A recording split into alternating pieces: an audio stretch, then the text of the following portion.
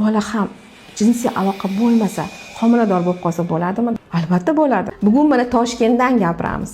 Ko'p savollar bo'ladi menga. Midipa, qiz bola ham jinsiy aloqa bo'lmasa homilador bo'lib qolsa bo'ladimi?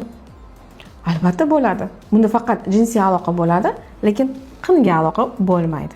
Ya'ni qin atrofidagi tashqi jinsiy a'zolarga shahvat to'kilsa va qiz bola o'sha paytda ovulyatsiya sodir bo'lsa va shahvatdagi spermatozoid o'ta harakatchan bo'lib yetib borsa, ya'ni qin yo'li orqali albatta homiladorlik sodir bo'lishi mumkin. Va ko'p eshitasizlar internetlarda, basseynga boribdi, homilador bo'lib qolibdi, o'zi qiz bola edi, o'zi juda ham to'g'ri qiz edi deb. Bo'lmagan gap.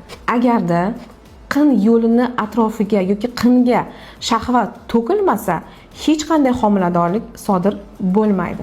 Bu videoni o'zini qiz bolaman deb yurgan tanishinglarga yuborib qo'yamiz.